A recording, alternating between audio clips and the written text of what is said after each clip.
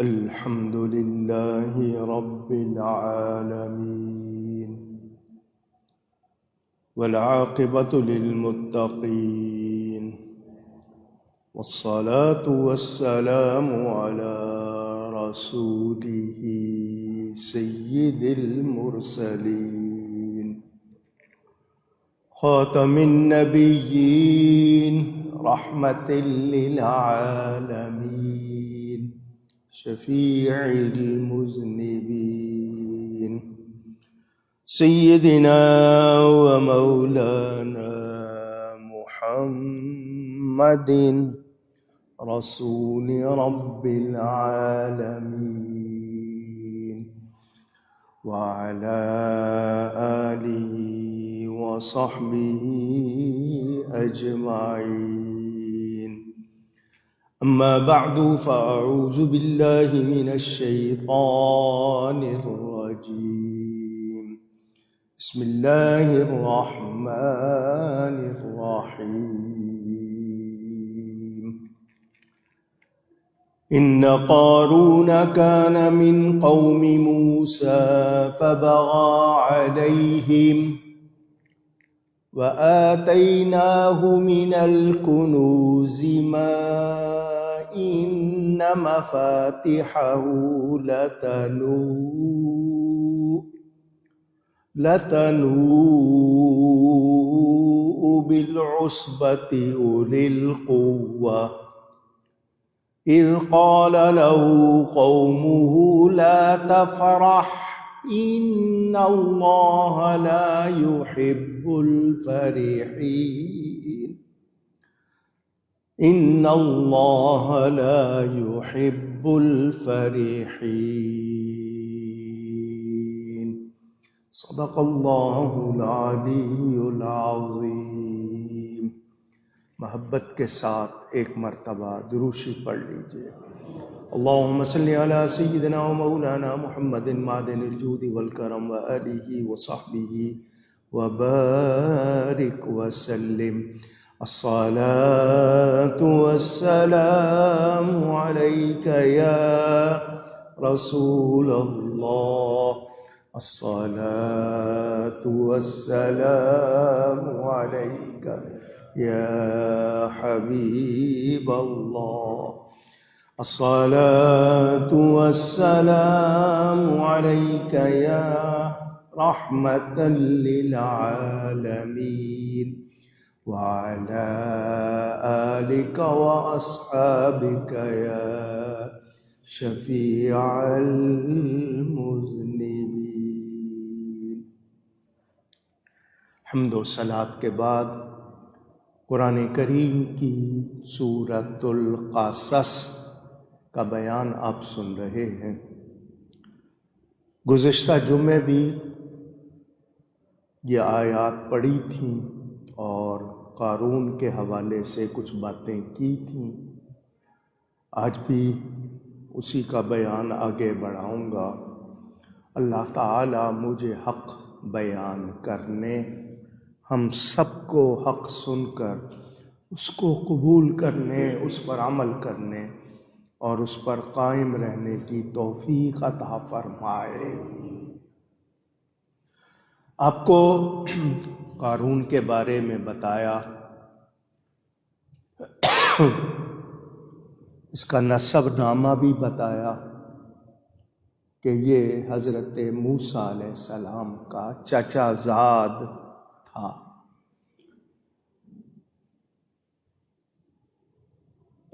اس نے موسیٰ علیہ السلام سے بغاوت کی، جس کی وجہ سے یہ برباد ہوا. میں نے آپ کو ایک دو باتیں بتائی تھیں. اللہ تعالیٰ نے موسیٰ علیہ السلام کی طرف حکم نازل فرمایا کہ آپ بنی اسرائیل کو یہ حکم دیں کہ وہ اپنی چادروں میں 4 سبز دھاگے باندھیں اور ہر دھاگے کا آخری حصہ آسمانی رنگ سے رنگا جائے۔ موسیٰ علیہ السلام نے عرض کی یا اللہ اس میں کیا حکمت ہے؟ فرمایا جب یہ نیلے تاگے دیکھیں گے تو انہیں میرے کلام کے نزول اور آسمان کی بات یاد آ جائے گی، پھر وہ اسے میرا کلام سمجھ کر اس پر عمل بھی کریں گے۔ موسیٰ علیہ السلام نے عرض کی آپ انہیں تو یوں نہیں حکم فرماتے کہ وہ اپنی چادروں کے رنگ سبز تیار کریں، اس لیے وہ چادروں میں دھاگے باندھنے کو ناپسند کرتے ہیں۔ اللہ نے فرمایا میرا حکم بڑا ہو یا چھوٹا میرا حکم ہے، اگر وہ میرے چھوٹے حکم پر عمل نہیں کریں گے تو پھر بڑے حکم کو بھی نہیں مانیں گے۔ موسیٰ علیہ السلام نے اللہ تعالیٰ کا حکم بنی اسرائیل کو سنا دیا تو سب نے مانا، لیکن قارون نے انکار کر دیا اور یہ کہا کہ آقا اپنے غلاموں سے چادروں میں دھاگے بندھواتے ہیں تاکہ فرق ہو جائے کہ کون غلام ہے کون نہیں۔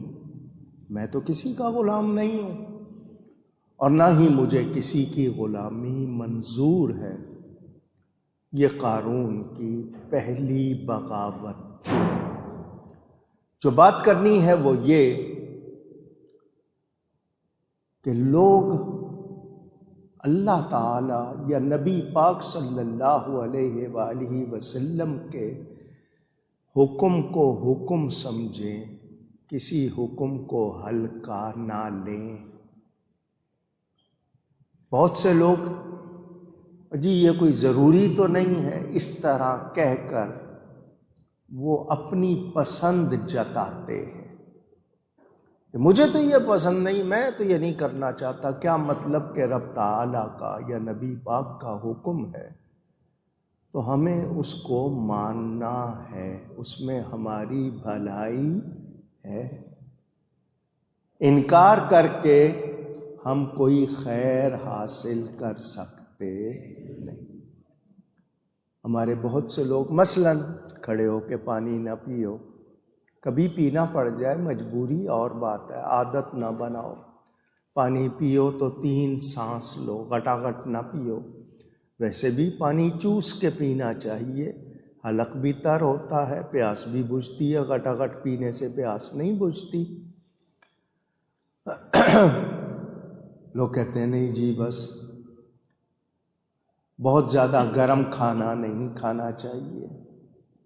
یہ کسی دیوار میں کوئی سوراخ ہے، انگلی نہ مارو، ہو سکتا ہے کوئی کیڑا ہو اندر تمہیں تکلیف دے دے۔ رات کو سوو تو چراغ بجھا دو۔ اب کوئی ان حکم کو کہے کہ جی ضروری نہیں ہے تو نتیجہ پھر اچھا نکلتا نہیں۔ بدھ کے دن ناخن نہ کاٹو۔ کون سے دن؟ اونچی کہیے گا۔ وینسڈے کہتے ہیں نا، وینسڈے۔ ناخن نہ کاٹو۔ نہیں جی دنوں سے کیا فرق پڑتا ہے؟ وہ پھر من مانی کرتے ہیں، نتیجے میں پھر ان کے سامنے اگر اس کا رزلٹ آئے پھر پشیمان ہوتے ہیں۔ یاد رکھیں کوئی حکم چھوٹا ہے یا بڑا مگر کس کا ہے یہ پیش نظر رکھیں۔ رب کا کوئی حکم اگر وہ چھوٹا بھی ہے تو ہمارے لیے وہ بڑا ہے، ہمیں اس کو ماننا ہے۔ آج بہت سے لوگ اپنی عقل کے گھوڑے دوڑا کے نہیں جی اس میں یہ ہے یہ ہے۔ ہاں ایک حکم ہے طبعی طور پر حضور نے کسی چیز کو پسند نہیں کیا، ایک ہے شرعی، شریعت کے طور پر فرمایا ہے۔ تو شریعت کے فرمائے ہوئے حکم سے تو مجال نہیں کہ آگے پیچھے ہو۔ طبعی طور پر اگر کچھ فرمایا ہے تو اس میں بھی اگر غور کریں گے تو خیر ہی ہوگی۔ اب اس کی تفصیل میں جاؤں تو ایک اشارہ کر دوں صحابہ کرام رضوان اللہ علیہم اجمعین، نبی پاک تشریف لاتے، صحابہ کھڑے ہو جاتے، جب تک حضور بیٹھ نہیں جاتے تھے بیٹھتے نہیں تھے، پھر حضور جانے لگتے پھر کھڑے ہو جاتے۔ فرمایا اس طرح نہ کھڑے ہوا کرو۔ یہ حکم طبیعت کے لحاظ سے حضور نے کہ بھی میرے لیے کھڑے نہ ہو۔ اگر شرعی طور پر فرما دیتے کسی کی مجال نہیں تھی، لیکن عاجزی کرتے ہوئے نبی پاک نے یہ فرمایا، تو یہ طبعی حکم، صحابہ اس کے بعد بھی کھڑے ہوتے تھے، لیکن یہ کہ مسلسل کھڑے رہنا یہ ایرانی بادشاہوں میں تھا کہ بادشاہ کے سامنے کوئی بیٹھ نہیں سکتا تھا۔ اب وہ بالکل منع ہے، اس کی کوئی گنجائش نہیں، لیکن احتراماً تعظیماً کھڑے ہونا، اس میں یا شفقت کے ساتھ کھڑے ہونا۔ بڑی مشہور بات ہے، حضور صلی اللہ علیہ وسلم کی شہزادی آتی تو حضور اٹھ کے کھڑے ہو جاتے، ان کی پیشانی کو بوسہ دیتے، ہاتھ کو بوسہ دیتے، اپنے ساتھ بیٹھنے کی جگہ پر بٹھاتے۔ جب حضور جاتے سیدہ کھڑی ہو جاتی، اپنے باپ کی پیشانی چومتی، ہاتھ چومتی، اپنے بیٹھنے کی جگہ پہ بٹھاتی۔ بڑا چھوٹے کے لیے کھڑا ہو یہ شفقت ہے، مہربانی ہے، چھوٹا بڑے کے لیے کھڑا ہو یہ تعظیم ہے، اور یہ ثابت ہے۔ تو بعض حکم طبعی ہوتے ہیں۔ حضرت سعد آئے، حضور نے فرمایا قوموا لسیدکم، اپنے سردار کے لیے کھڑے ہو جاؤ۔ تو اب کوئی اس کو جواز بنا کر دوسرے احکام پر لگائے تو اس کو سمجھنا ہوگا، لیکن جو نبی نے ہمیں فرمایا ہے ہم نے ماننا ہے۔ شرعی طور پر یا جس کا حکم دیا ہے وہ ضرور ماننا ہے۔ جو نہیں مانتے پھر ان کو اس کے کانسیکوئنسز، نتائج، ریزلٹس، نتیجے برداشت کرنے پڑتے ہیں۔ حضرت موسیٰ علیہ السلام نے دریا کو پار کیا، حبورۃ القربان شاید نام بتایا جاتا ہے، اس کی ڈیوٹی حضرت ہارون کے سپرد کی۔ یہ ایک ریاست، ایک جگہ مراد ہے۔ بنی اسرائیل جتنی قربانیاں پیش کرتے تھے، مذبح جہاں ذبح کیا جاتا ہے، وہ پہلے ہارون علیہ السلام کی خدمت میں حاضر کرتے تاکہ وہ پہاڑ پر رکھیں اور انہیں آسمانی آگ جلا دے۔ اس پر قارون بگڑ گیا اور حسد کے طور پر کہا کہ اے موسیٰ علیہ السلام، رسالت آپ نے سنبھال رکھی ہے اور مذبح کی ریاست اپنے بھائی ہارون کو دے دی ہے، میں ویسے کا ویسا رہ گیا، حالانکہ بنی اسرائیل میں تورات کا سب سے بڑا قاری میں ہوں، پڑھنے والا۔ میں اس پر صبر نہیں کروں گا، ورنہ مجھے بھی کوئی عہدہ دیجیے، مجھے بھی کوئی پورٹ فولیو، کوئی منصب ملنا چاہیے۔ حضرت موسیٰ علیہ السلام نے فرمایا میں نے ہارون کو اپنی طرف سے کوئی عہدہ نہیں دیا ہے، یہ رب تعالیٰ کا حکم، رب کی دین ہے، جس کو وہ چاہے جو چاہے عطا فرمائے۔ قارون نے کہا میں آپ کی بات نہیں مانتا، یہاں تک کہ مجھے آپ کوئی آیت ربانی دکھائیں جس سے مجھے یقین ہو جائے کہ ہارون علیہ السلام کی ڈیوٹی اللہ کی طرف سے ہے۔ آج بھی بہت سے لوگ کہتے ہیں نا ہمیں پہلے کوئی دکھاؤ، تو اس نے بھی اسی طرح کا مطالبہ کیا۔ حضرت موسیٰ علیہ السلام نے بنی اسرائیل کے تمام سرداروں کو فرمایا کہ آپ لوگ اپنے عصا، لاٹھی، ڈنڈے اس قبے میں رکھ دو، اس گنبد کے نیچے رکھ دو جہاں مجھ پر وحی نازل ہوتی ہے۔ انہوں نے موسیٰ علیہ السلام کا فرمان مانا اور اپنے ڈنڈے وہاں رکھ دیے، ساری رات انتظار کیا۔ تو صبح ہوئی تو دیکھا صرف ہارون علیہ السلام کا جو ڈنڈا تھا، عصا تھا، وہ سبز رنگ کا ہو گیا تھا، یعنی اس کی سبزی سبز پتے کی طرح تھی، اور ان کا وہ عصا شجرہ نور کی مانند۔ قارون نے یہ عجوبہ جب دیکھا تو کہنے لگا اس سے بڑھ کر کیا جادو ہو سکتا ہے۔ قارون کی بات سن کر حضرت موسیٰ علیہ السلام اپنے تمام پیروان کار، متبعین، ماننے والوں کے ساتھ قارون سے علیحدہ ہو گئے، اور وہ قارون حضرت موسیٰ علیہ السلام سے جدا ہو گیا، اس کے ساتھ کچھ اس کے چیلے بھی لگ گئے۔ اللہ کی طرف سے نشانی آ جائے اور پھر اس کو جادو کہنا، کیا یہ ایمان والوں کا طریقہ ہو سکتا ہے؟ لیکن اس نے نہیں مانا۔ جب کسی کی بدبختی آتی ہے تو پھر ایسی حرکتیں وہ کرتا ہے، اور اس کا نتیجہ جو نکلتا ہے پھر وہ دنیا کے سامنے آ جاتا ہے۔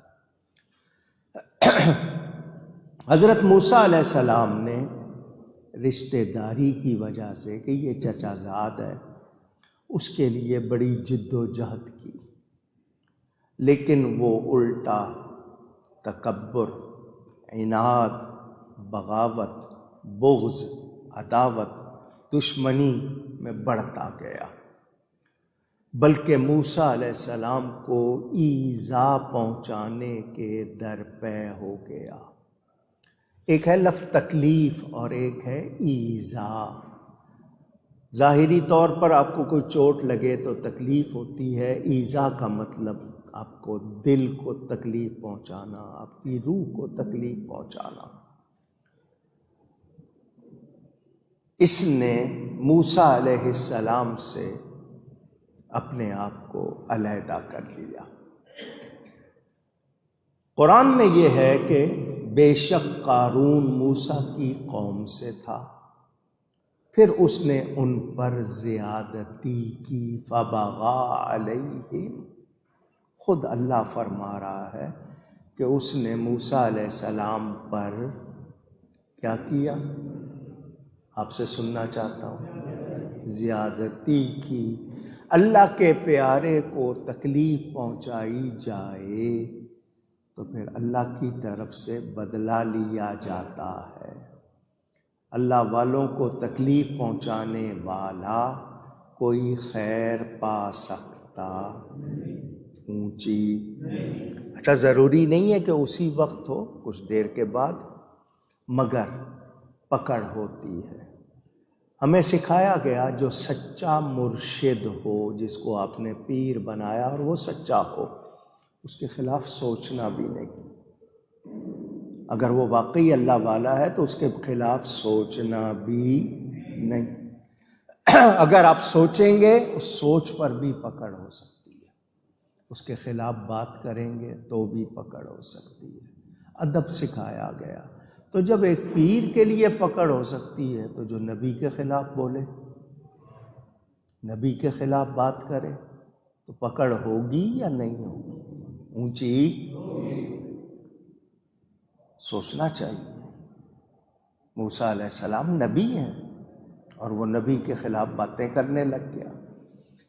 میرے دوستوں اور بزرگوں، یہ تورات کا بہت زیادہ پڑھنے والا، سب سے بڑا قاری، جس کو آپ اس زمانے کا عالم کہہ لیں، خوبصورت تھا، مزاج طبیعت کا اچھا تھا، مگر جب اس کے پاس مال آ گیا یہ منافق ہو گیا۔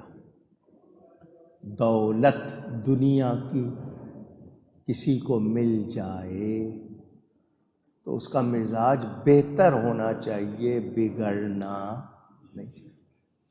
بہت سے لوگ اپنی بات سناتے ہیں کہ جی ہمارے پاس 5 پیسے نہیں ہوتے تھے، سواری نہیں تھی، جھونپڑی میں رہتے تھے، اب اگر کروڑ پتی ارب پتی بن گئے ہیں تو مزاج کیسا ہے؟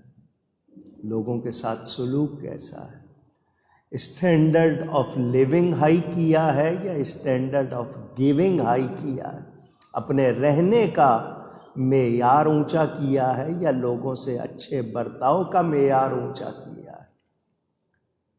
بھول جاتے ہیں۔ آپ نے دیکھا ہوگا آپ کے پاس ووٹ لینے کے لیے لوگ آتے ہیں، کس طرح بات کرتے ہیں، بعد میں ملنے کا ٹائم بھی نہیں ہوتا۔ یہ بھی آپ نے دیکھا، پیسے آ گئے تو فوراً جناب مکان بہترین، گاڑی بہترین، ٹیلی فون بہترین، سہولتیں A1، لیکن یہ کہ لوگوں سے ان کا رویہ اچھا نہیں رہتا۔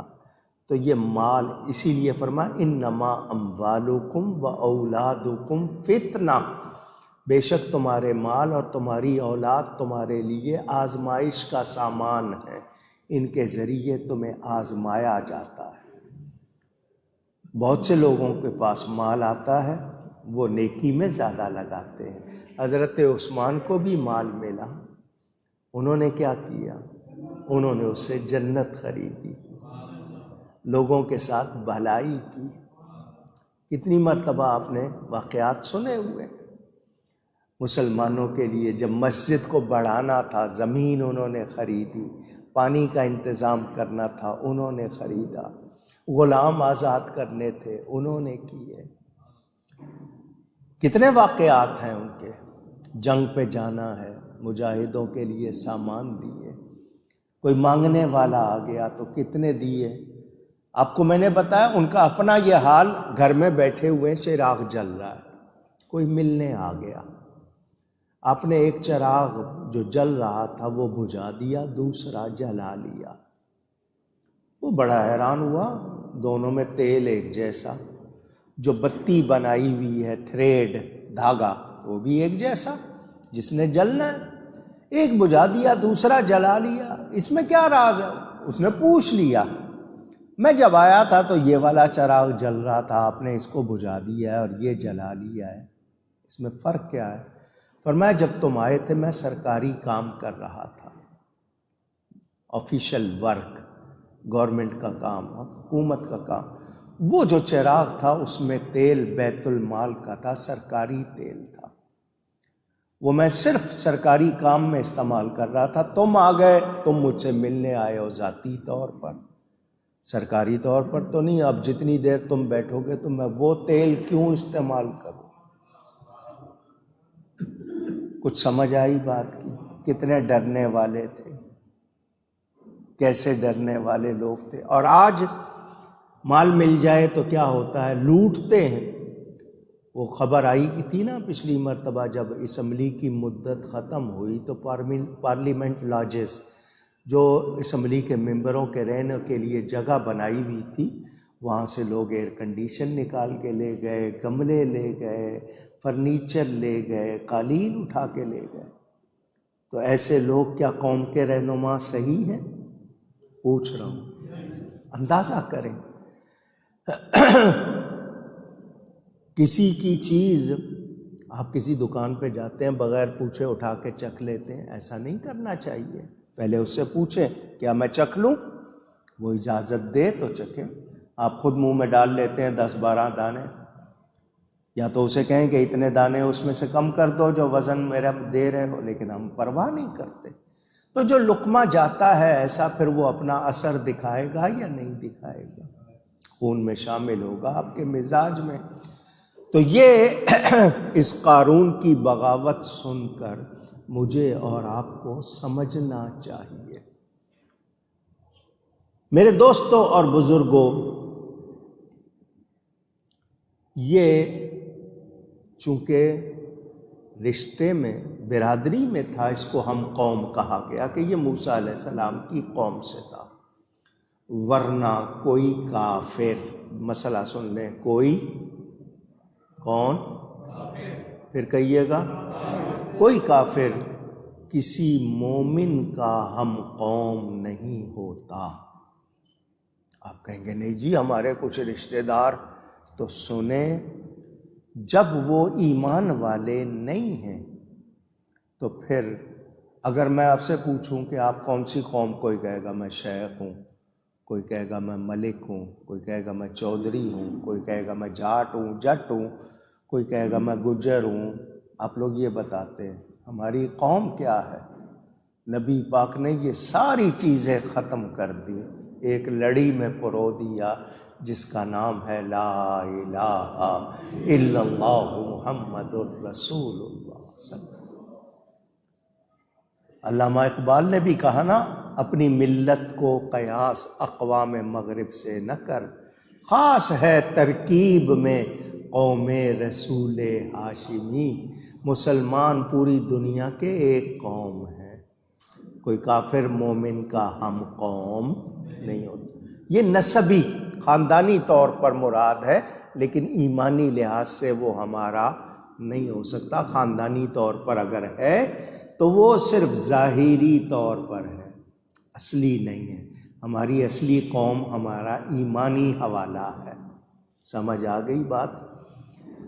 میرے دوستوں اور بزرگوں، اس نے تمام مسلمانوں پر بلندی چاہی، مجھے عہدہ ملے، میں سردار شمار ہوں، میرا کوئی مقام ہو۔ حضرت ہارون علیہ السلام موسیٰ علیہ السلام کے بھائی ہیں سگے، ان کو جو منصب دیا کس نے دیا؟ اللہ تعالیٰ نے۔ تو تمام بنی اسرائیل قربانیاں پیش کر رہی ہے، مگر قبول کس کی ہو رہی ہے؟ اللہ کس کو نواز رہا ہے؟ کس کے لیے ہے؟ یہ شخص اکیلا، وہ کہتے ہیں نا ایک مچھلی سارے تالاب کو خراب کر دیتی ہے، کبھی کبھی ایسا ہوتا ہے، اور کبھی ایسا ہوتا ہے کوئی ایک اچھا آ جاتا ہے، اس کی وجہ سے قوم سدھر جاتی ہے۔ یہ بگاڑنے والے تو جو شریر ہیں، شر والے ہیں، ان سے خیر کی امید رکھی جا سکتی، اونچی کہیے گا۔ خیر والے اگر کبھی ان سے کوئی غلطی ہو جائے، شرمندہ ہوتے ہیں، توبہ کرتے ہیں۔ یہ اکڑ گیا، موسیٰ علیہ السلام کے سامنے ساری کاروائی ہوئی، اس نے جادو کہہ دیا اور اس نے نہیں مانا۔ تو جو اللہ کی نہیں مانتا، پھر اس کے لیے کوئی عزت، کوئی مرتبہ، کوئی خیر نہیں۔ یہ یاد کر لیں، اپنے بچوں کو بھی یاد کرائیں، اپنے گھر والوں کو بھی یاد کرائیں۔ 3 باتیں۔ پہلی بات تو یہ کہ اللہ کے کسی حکم کو ہلکا نہیں سمجھنا، اللہ تعالیٰ کے کسی حکم کو ہلکا نہیں سمجھنا۔ رب کا حکم ہے، عمل کر سکتے ہیں ضرور کریں، نہیں کرتے خود کو گناہگار سمجھیں، مگر اللہ کے حکم کو ہلکا نہ لیں۔ دوسری بات یہ کہ تکبر نہیں کرنا۔ کیا کہا میں نے؟ تکبر کا مطلب آپ اردو میں غرور بولتے ہیں، غرور کے معنی دھوکے کے ہوتے ہیں، اور جو غرور کرتا ہے وہ اپنے آپ کو دھوکہ ہی دے رہا ہوتا ہے، جو نہیں ہوتا وہ سمجھ رہا ہوتا ہے میں یہ ہوں، ہوتا وہ نہیں ہے۔ تکبر نہیں کرنا، کسی کو اپنے سے حقیر نہ سمجھو۔ اگر تمہیں 4 پیسے ملے ہیں تو اللہ کا شکر کرو، دوسرے کو حقیر، اونچی کہیے۔ کسی کے کپڑے پھٹے ہوئے تو ڈرو کہ یا اللہ تیرا شکر ہے تو نے مجھے اس حال کو نہیں پہنچایا، مجھے بہتر بنایا۔ اس کو حقیر نہیں سمجھنا۔ اگر کسی کپڑے کو پہن کے، کسی چیز کو پہن کے آپ کے اندر تکبر آتا ہے تو وہ چیز آپ کے لیے اچھی۔ تیسری چیز، رب کی نعمتیں جب بھی ملیں، جتنی ملیں، شکر کریں۔ رب کی نعمتوں پر میں نے 3 باتیں آپ کو یاد کرائیں۔ اللہ کے حکم کو ہلکا نہیں سمجھنا، تکبر نہیں کرنا، اور جو نعمت ملے، جتنی ملے، جیسی ملے، شکر کرنا ہے۔ ہمارے پاس ان 3 چیزوں کا اگر عمل ہو جائے، بہت سی بیماریوں سے بچ جائیں ہم۔ ناشکری بہت ہے، تکبر آ جاتا ہے، اور رائی کے دانے کے برابر تکبر ہو، بندہ تباہ ہو جاتا ہے۔ مجھے بتاؤ، ٹھوکر پہاڑ سے لگتی ہے یا کنکر سے؟ پوچھ رہا ہوں، چھوٹے کنکر سے ہی ٹھوکر لگتی ہے، پہاڑ سے ٹھوکر نہیں لگتی۔ تو آپ چھوٹی سی بات پر بھی اگر آپ کی اکڑ آ گئی، کچھ آ گیا تو کچھ خیر نہیں۔ لیجئے جی، اس کے پاس میں نے آپ کو بتایا خزانہ تھا قارون کے پاس، عصبہ کا لفظ آیا، 40 نوجوان مراد جو اس کے خزانے کی چابیاں محفوظ رکھتے تھے۔ اس کے کل خزانے 4 لاکھ بتائے جاتے ہیں، اور ہر محافظ کے ہاں 10,000 چابیاں۔ وہ چابیاں اتنی بھاری کہ جو کوئی اٹھاتا نا وہ بوجھ سے ٹیڑھا ہو جاتا، جھک جاتا، یعنی بہت بھاری تھا ان چابیوں کا اٹھانا۔ حالانکہ وہ جو محافظ تھے بڑے تگڑے، بہادر، یعنی زور والے تھے، کمزور نہیں تھے۔ انجیل کے مطابق قارون کے خزانوں کی چابیاں 60 خچر اٹھاتے تھے۔ 60 میول، یہ گھوڑے سے چھوٹا، گدھے سے بڑا ایک جانور جس کو خچر کہتے ہیں، دلدل بھی کہتے ہیں اس کو، پنجابی والے ٹٹو کہتے ہیں، بڑا پھرتیلا ہوتا ہے۔ 60 خچر، اتنا وزن تھا چابیوں کا، تو خزانے کتنے ہوں گے؟ ہر چابی انگلی سے زیادہ بڑی نہیں ہوتی تھی، اور ایک چابی مستقل طور پر ایک خزانے کے لیے تھی۔ اور یہ بھی کہا جاتا ہے کہ جب قارون کہیں جاتا تھا اپنی چابیاں ساتھ لے کے جاتا تھا، پیچھے نہیں چھوڑ کے جاتا تھا۔ پہلے لوہے کی تھیں، بہت بھاری ہو گئیں تو لکڑی کی بنوائیں، لکڑی کی بھی دیکھی تو پھر بہت وہ بھی وزن تھا، تو پھر نیل گائے کے چمڑے کی بنوائیں۔ یعنی اس زمانے میں بھی یہ انجینئرنگ ہوتی تھی کہ بھئی اس کا بدل تھا۔ یہ اپنے خزانے کی وجہ سے بڑا تکبر کرتا تھا، سمجھتا تھا کہ میں اس وقت دنیا کا ریچسٹ، امیر ترین آدمی ہوں، جتنا خزانہ میرے پاس ہے کسی کے پاس نہیں ہے۔ لیکن اس کو یہ نہیں معلوم تھا کہ دولت کبھی کسی سے وفا نہیں۔ آج اس ہاتھ ہے تو کل اس ہاتھ ہے، یہ رہتی نہیں ہے۔ میرے دوستوں اور بزرگوں، اس شخص نے جب بغاوت کی، اب سن لیں، آپ کتنے ہی مالدار ہوں، آپ کتنے ہی امیر ہوں، آپ کتنے ہی نام والے ہوں، اگر آپ اللہ کے پیارے سے ٹکر لیں گے تو نتیجہ تباہی ہے، نتیجہ بربادی، تباہی۔ پھر آپ کے لیے کچھ اچھا نہیں ہے، نہ آپ کی وہ دولت، نہ آپ کا وہ عہدہ کچھ کام نہیں آتا۔ اور یہ چیزیں آپ نے اپنے سامنے دیکھ لی ہیں۔ آپ کی حکومتیں جتنی آپ نے دیکھی، ان میں سے جس کسی نے دین میں دخل دیا، جس کسی نے حضور کے غلاموں کو تنگ کیا، پھر ان کو عزت مل سکی نہیں۔ یہ آپ کے سامنے کی باتیں ہیں۔ وہ ایک حوالدار، حوالدار کا مطلب معمولی سا، جس کو آپ کانسٹیبل کہتے ہیں، پولیس کا سپاہی، کوئی جانتا نہیں تھا، اس کے صرف 4 جو ارد گرد ہوں گے اس کے ساتھی، ان کو پتا ہوگا کہ یہ ہمارا ساتھی ہے۔ آج اس کو پوری دنیا جانتی ہے۔ کیوں؟ اس نے نام کے لیے نہیں، دولت کے لیے نہیں، عہدے کے لیے نہیں، صرف نبی کی عزت کے لیے جو قدم اٹھایا۔ گورنمنٹ نے سزا دے دی، ٹانگ دیا، یہ دنیا کا قانون تھا، دنیا والوں کا، انہوں نے ٹانگ دیا۔ ٹانگنے کے بعد لازمی بات ہے گورنمنٹ کا جو تھا بدلہ وہ پورا ہو چکا۔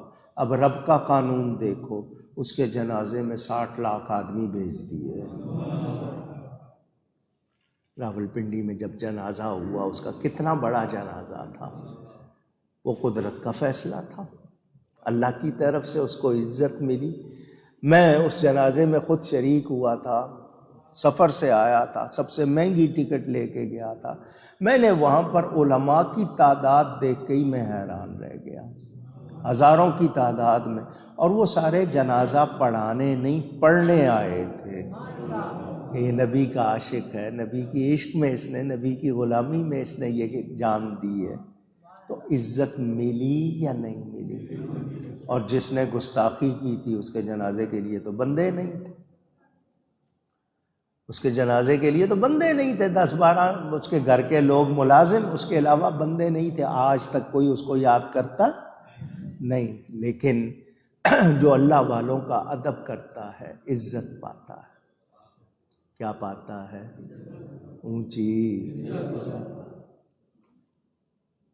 کتنی عزت ملتی ہے صرف اللہ والوں کو دیکھنے سے۔ میں نے آپ کو یہ بات سنائی تھی، ایک علاقے میں بارش نہیں ہوتی تھی، قحط پڑ گیا۔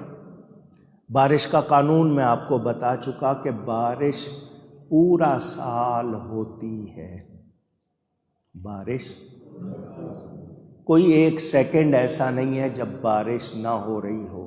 پوری دنیا میں آج ادھر ہو رہی ہے، کل ادھر ہو رہی ہے، دوپہر ادھر ہو رہی ہے، شام، پورا سال بارش ہوتی ہے۔ یہ قدرت کا قانون ہے۔ آپ کے ہاں جب آئیں گے، جب برسنا ہوگا اللہ برسائے گا۔ اس علاقے میں خشکا، قحط، ڈراؤٹ آ گیا، بارش نہیں ہو رہی۔ لوگوں نے نماز استسقا پانی مانگنے والی نماز پڑھی۔ وہ عاجزی کے ساتھ پڑھی جاتی ہے، اس کا ایک طریقہ ہے، اس میں بادشاہ بھی ہو، سب، وہ یہ نہیں ہو کہ جناب ان کے لیے کوئی شاہانہ لباس، سب کے سب آئیں، روئیں، گڑ گڑائیں، نماز پڑھیں، دعا کریں۔ نماز پڑھی، بارش نہیں ہوئی، لوگوں نے دعائیں کی، بارش کی، منتیں مانی نہیں۔ ایک آدمی اچانک ایک طرف سے آیا، کہنے لگا یا اللہ میری آنکھوں کی برکت سے بارش برسا دے۔ وہ سارے کے سارے رو دھو چکے، بارش نہیں ہوئی۔ ادھر اس نے اتنا کہا کہ یا اللہ میری آنکھوں کی برکت سے بارش برسا دے، بادل آ گئے اور برسنا شروع ہو گئے۔ لوگوں نے پکڑ لیا اس کو، ہم رو رہے ہیں اتنے دن سے، واسطے دے رہے نہیں، تیری آنکھوں میں کیا کمال ہے، تو نے اپنی آنکھوں کا واسطہ دیا، بارش شروع ہو گئی ہے۔ اب سنو، محبت والوں کے یقین کو اور پختہ کرنے کے لیے اس نے کہا میری آنکھوں میں کوئی خاص کمال نہیں ہے، بس میں نے ایک مرتبہ ان آنکھوں سے اللہ کے ولی حضرت بایزید بسطامی کو دیکھا، وہ اللہ کے ولی ہیں، ان کو دیکھا، ان کی زیارت کی ہے، ان کی زیارت کی برکت میری آنکھوں میں ہے۔ اندازہ کرو جب ایک ولی کی یہ شان، صحابی کی کیا شان ہوگی، اہل بیت کی کیا شان ہوگی، اور پھر نبی کی کیا شان ہوگی، اندازہ کریں۔ تو اللہ والوں کا ادب کرنا چاہیے۔ اگر آپ کو پسند نہیں ہے خاموش رہ لیں، ان کی بے ادبی، لیکن شرط میں نے بتا دی وہ سچا ہو، اور سچے کی نشانیاں 2 ہیں۔ کتنی؟ کو 40 نشانیاں نہیں، صرف 2، ایمان اور تقوی، کہ اس کے عقیدے بھی صحیح ہوں اور اس کے عمل بھی، اونچی کہیے گا۔ یہ اللہ والوں سے جو ملنے والے ہوتے ہیں نا، لا یشقا جلیسہم، کیا فرمان ہے؟ ان کے ساتھ بیٹھنے والا بدبخت نہیں رہتا۔ اللہ والوں کی صحبت، دیکھو نا، اگر کوئی پنکھا جل رہا ہو اور آپ، وہ پنکھا جل رہا ہے کسی کو، لیکن 6 کو اور ہوا جا رہی ہے، تو کس کی وجہ سے جا رہی ہے؟ جس کو جلا جا رہا ہے اس کی وجہ سے جا رہی ہے۔ تو اللہ والوں پہ رحمت ہوتی ہے، ساتھ بیٹھو گے تو اثر ہوگا یا نہیں ہوگا؟ تو اچھوں کی صحبت اور ادب سے کبھی بھی منہ موڑنا نہیں۔ بے ادبی تباہ کر دیتی ہے، برباد کر دیتی ہے۔ یہ بے ادبی بہت بری چیز ہے، بہت بری چیز ہے۔ ادب کرنے والوں کو درجے ملتے ہیں، مرتبے ملتے ہیں۔ کتنی باتیں آپ کو سناؤں۔ حضرت بایزید بستامی کا ابھی ذکر کیا، حضرت سیدنا امام جعفر صادق کے دروازے پہ بیٹھا کرتے تھے۔ اتنے بڑے ولی آل رسول کے دروازے پہ بیٹھے، ان کے آنے والوں کی جوتیاں سیدھی کر رہے ہیں، ان کو پانی پلا رہے ہیں، ادب کر رہے ہیں۔ تو رتبے ملے ہیں یا نہیں ملے؟ اونچی بزرگوں کے واقعات ہم نے پڑھے ہیں، ادب کرنے والوں نے کیسے کیسے ادب کیا، میں تفصیل میں نہیں جاتا، اپنی آنکھوں کے دیکھے ہوئے واقعات بھی ہیں، پڑھے ہوئے بھی ہیں۔ میں صرف ایک بات کہہ رہا ہوں، سمجھنے والوں کے لیے کافی۔ یہ کلمہ ایک اللہ والے کا کہا ہوا ہے، سبع سنابل میں بھی ہے، حضرت مجدد صاحب کے حوالے سے بھی، ادب کے حوالے سے۔ وہ کہتے ہیں کائنات میں نبی پاک جیسا کوئی پیر نہیں ہوا، صدیق اکبر جیسا کوئی مرید نہیں ہوا۔ اللہ یا ادب جو جتنا قریب ہو جاتا ہے بے تکلف ہو جاتا ہے، اس بے تکلفی میں ادب نہیں ہو پاتا، لیکن حضرت ابوبکر جتنا قریب ہوتے جاتے ہیں ادب بھی زیادہ ہوتا جاتا ہے۔ یہ عام بات نہیں۔ علماء دین کے حوالے سے جو اصلی سچے علماء ہیں، میں ان کی بات نہیں کر رہا جو علماء کے نام پر مشہور ہوئے نہیں، سچا عالم دین، اس کے حوالے سے یہ روایت ہمیں بتائی گئی ہے۔ اگر ہم سمجھیں، غور کریں کہ سچا عالم دین کتنی شان رکھتا ہے، کتنا مقام رکھتا ہے، کہ اگر لوگوں کو اس کی قدر معلوم ہو جائے، لوگوں کو مہربانی، لوگوں کو اس کی قدر معلوم ہو جائے تو لوگ باریاں مقرر کر لیں، محلے کے لوگ باریاں مقرر کر لیں کہ ہم اسے کندھوں پہ اٹھائیں گے، اس کا پاؤں زمین پر نہیں لگنے دیں گے۔ یہ سچے عالم دین کے حوالے سے بتائی گئی ہے بات، اندازہ کریں۔ ہم لوگ بالکل جس کو کہتے ہیں نا پتہ ہی نہیں ہے ادب ہوتا کیا ہے، ہم اس جگہ کو چلے گئے۔ اس میں اصل قصور والدین کا، وہ تربیت نہیں کرتے، وہ سکھاتے نہیں ہیں، ورنہ بچے پلتے تھے دادا دادی نانا نانی کے پاس، وہ چھوٹی چھوٹی بات پر بھی ان کو سکھاتے تھے، کس طرح پکارنا ہے، بزرگوں کا نام کیسے لینا ہے۔ مکہ مکرمہ، مدینہ منورہ، صرف مدینہ نہیں کہنا، مدینہ شریف کہنا ہے، کسی کو پکارنا ہے صاحب، حضرت، کوئی بڑا، یہ سکھائے جاتے تھے۔ اب آپ نے حوالے کر دیا انٹرنیٹ کے، وہ بے راہ روی، غلط راستے، غلط طریقے، نتیجہ کیا ہے آپ کے سامنے۔ تو قارون تباہ ہوا بے ادبی کی وجہ سے۔ کیوں تباہ ہوا؟ اونچی کہیے، اس کا خزانہ اس کے کام آیا؟ اونچی، بڑی دولت تھی، وہ دولت سے کچھ خرید سکا؟ مگر وہ لوگ جن کے پاس دولت نہیں تھی لیکن ادب کیا انہوں نے، وہ کامیاب ہوئے یا نہیں ہوئے؟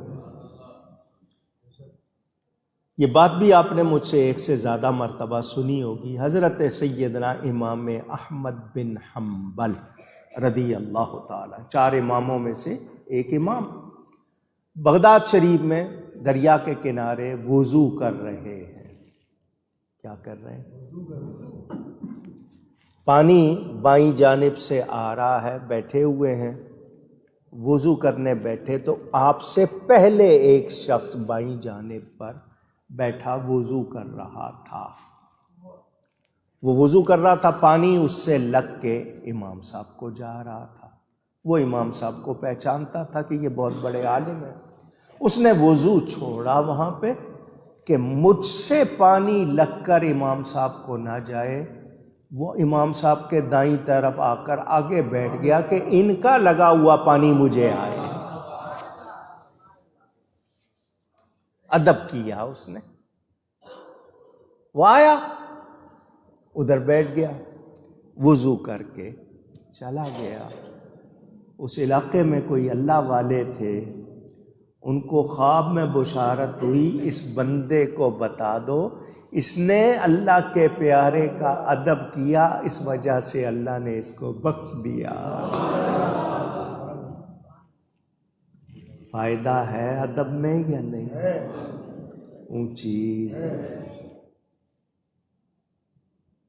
نبی کریم صلی اللہ علیہ وسلم مجمع میں لوگوں میں سوال کرتے ہیں. حجۃ الوداع کا موقع ہے، ساری دنیا آپ کے ساتھ حج کرنے آئی ہوئی ہے، 1.25 لاکھ سے زیادہ صحابی ہیں. فرمایا یہ کون سی جگہ ہے؟ سب چپ. سب کہہ رہے ہیں اللہ و رسولہ اعلم، اللہ اور اس کا رسول ہی زیادہ جانتے. پتا تھا ان سب کو کہ نہیں کہ مکہ میں آئے ہوئے؟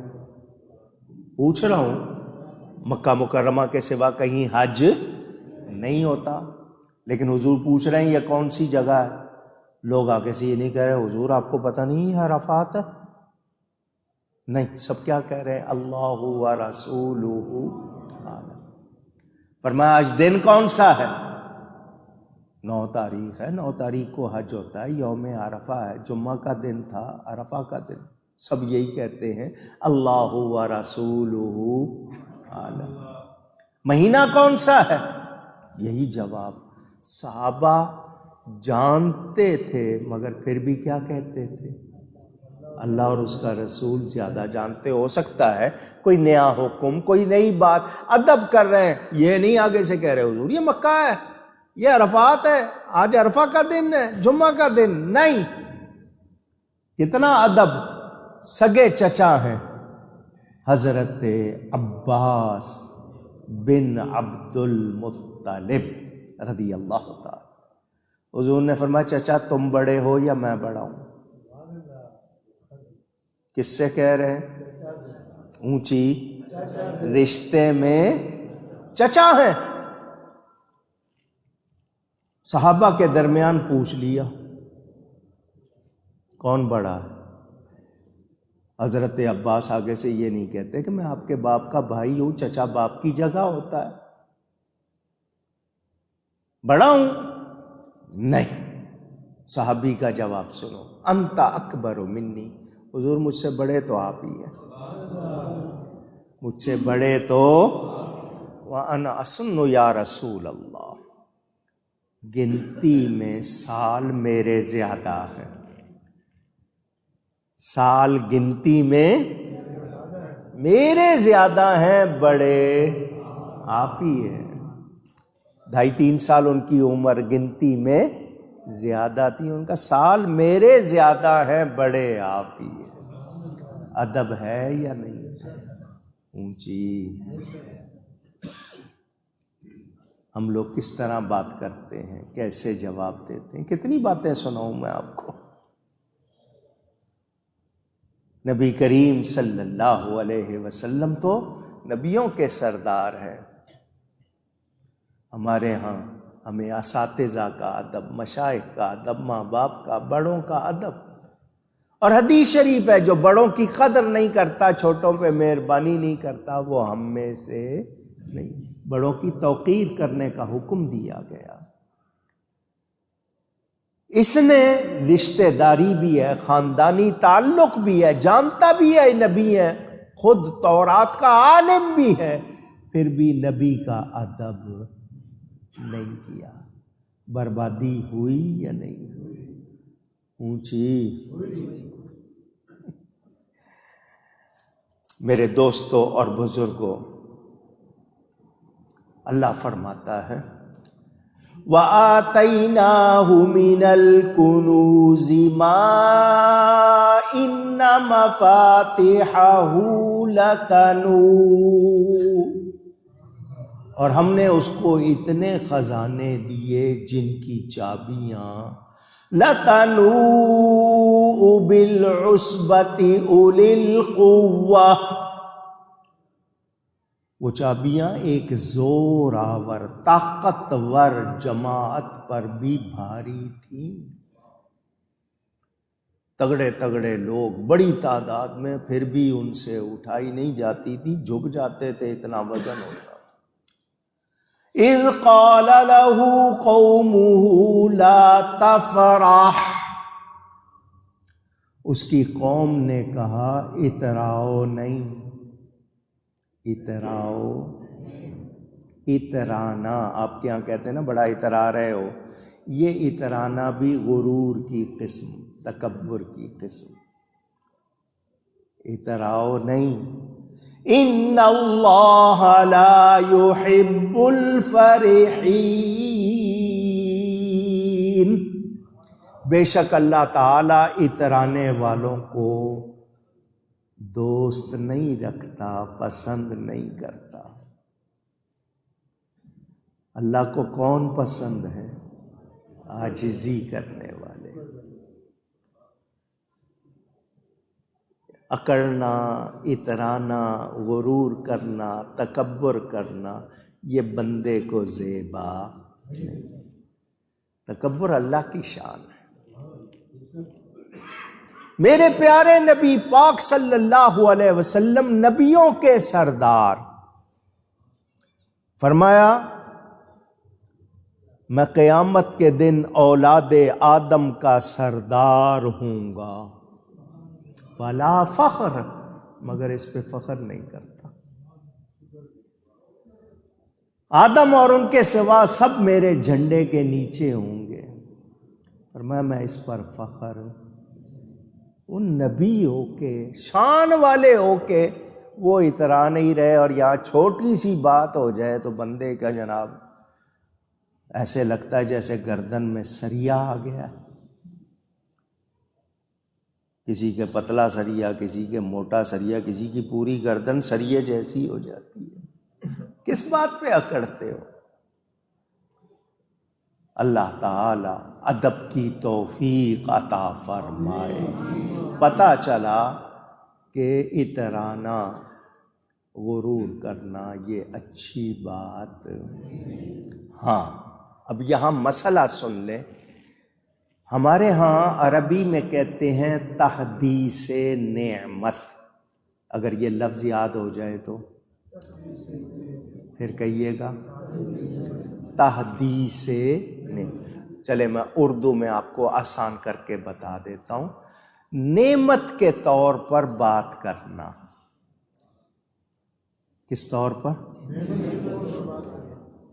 آپ کسی کو کوئی بات بتا رہے ہیں، تحدیث نعمت، کیا اللہ تعالیٰ کا فضل ہے مجھے یہ چیز حاصل ہے، اس میں اکڑ نہیں ہے، اس میں تکبر نہیں ہے، اس میں رب کی عطا کا بیان ہے، اور آپ کا اظہار تشکر کہ اللہ کا شکر کہ اس نے مجھے یہ نعمت عطا کی، اس کو کہتے ہیں تحدیث نعمت، یہ جائز ہے۔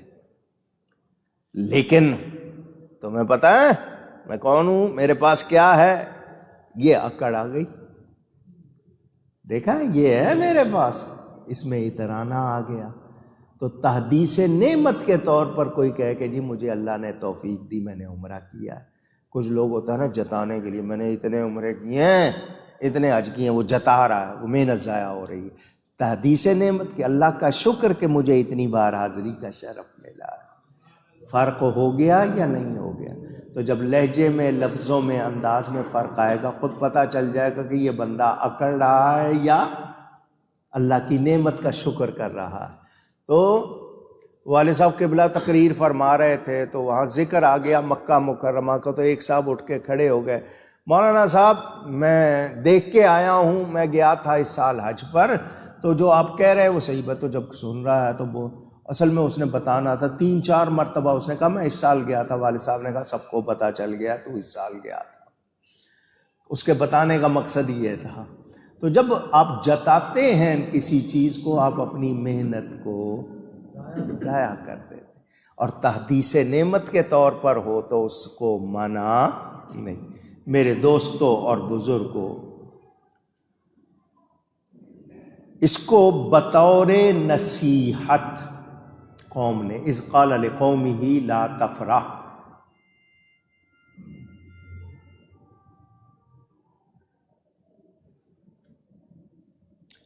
قوم نے بھلائی کے طور پر، خیر خواہی کے طور پر کہا، حضرت موسیٰ علیہ السلام نے اور دوسروں نے، کہ مال دنیا سے خوشی نہ کر، اطراء نہیں۔ بہت اکڑ رہا ہے نا، تیرے پاس مال ہے تو جو اس مال کی وجہ سے تکبر، اترانا، یہ چھوڑ دے۔ مطلقاً تیرے جو لہجے میں جو چیز آئی ہوئی ہے، سنیں، اچھی طرح سن لیں، میں بار بار کہہ رہا ہوں، دنیا دار ہونا بری بات نہیں۔ دنیا دار کا مطلب آپ کے پاس دنیا کا مال ہے، جائز کمایا ہوا ہے، بہت کمایا ہوا ہے، یہ بری بات نہیں۔ دنیا پرست ہونا یہ بری بات ہے، کہ آپ کے اندر دنیا کی محبت آ جائے، آپ دنیا کو بہت زیادہ پسند کرنے لگ گئے، اور اس پسند کی وجہ سے آپ نے نیکیوں سے منہ پھیر لیا، اکڑ آ گئی، وہ بری بات ہے۔ مال زیادہ آیا ہے، بچوں پہ خرچ کر رہے ہیں، خود پہ کر رہے ہیں، نیکی پہ کر رہے ہیں، بھلائی پہ کر رہے ہیں، اچھے کاموں پہ کر رہے ہیں، بہت اچھی بات ہے۔ لیکن مال آ گیا اور آپ کے مزاج میں مال کی محبت آ گئی تو پھر وہ اچھی بات نہیں۔ کماؤ، امیر ہونا برا نہیں ہے، ناجائز کمائی بری ہے، ناجائز خرچ برا ہے۔ کوئی شخص زیادہ کما رہا ہے کہ زکوٰۃ زیادہ بنے گی، اچھی سوچ ہے۔ کوئی زیادہ منافع ہوگا، میں لوگوں کے کام آؤں گا، اچھی بات ہے۔ میں نے آپ کو بتایا تھا 3 لفظ بنائے تھے، طمع، منع اور جمع، یاد ہے؟ کسی کے مال پر طمع نہ کرو، یعنی لالچ نہ کرو۔ کوئی آپ کو نذرانہ، گفٹ محبت سے دے تو منع نہ کرو، ضرورت سے زیادہ جمع نہ کرو۔ لیکن سانپ بن کے بیٹھ جائیں، نہ خود پہ خرچ کر رہے ہیں، نہ بیوی بچوں کو دے رہے ہیں، نہ ہی نیکی پہ خرچ کر رہے ہیں، تو ایسا مال آگ ہے یا نہیں ہے؟ اونچی۔ قارون کا یہی حال ہو گیا، مال سے محبت ہو گئی، لوگوں نے اس سے کہا اطراء نہیں، تو بہت زیادہ اکڑ رہا ہے، تجھے مال سے بہت محبت ہو گئی ہے، اب تجھے کوئی خیر نہیں ملے گی، مگر اس نے پرواہ نہیں، اللہ کے حکم کی، نصیحت کی پرواہ نہیں۔ اب میں آپ کو 1-2 باتیں اور سنا دوں۔ اللہ فرماتا ہے قُلْ بِفَضْلِ اللَّهِ وَبِرَحْمَتِهِ فَبِذَلِكَ فَلْيَفْرَحُوا۔ خوش ہونے کے معنی میں ایک ہوتا ہے خوش ہونا، ایک ہوتا ہے اترانا۔ ہم اللہ کی رحمت، اس کا فضل ملنے پر کیا کریں؟ اللہ فرماتا ہے فَلْيَفْرَحُوا، خوشیاں مناؤ۔ کیا کرو؟ کیا کرو؟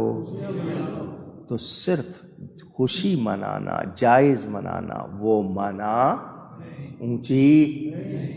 لِكَيْ لَا تَعْسُوا عَلَىٰ مَا فَاتَكُمْ وَلَا تَفْرَحُوا بِمَا آتَاكُمْ، اس لیے غم نہ کھاؤ اس پر جو ہاتھ سے جائے، اور خوش نہ ہو اس پر جو تمہیں عطا ہوا۔